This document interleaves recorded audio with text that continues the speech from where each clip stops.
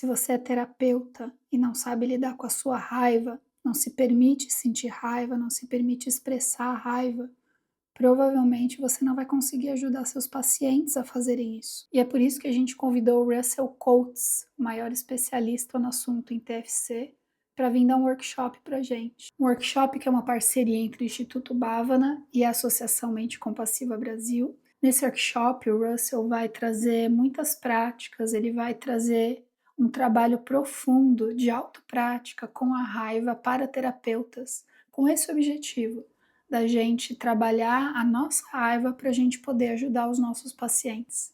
O workshop vai ter tradução simultânea para o português, imperdível, né? Então, se você acha que isso faz sentido para você, eu te convido a dar uma olhadinha na página de inscrição, onde tem mais informações.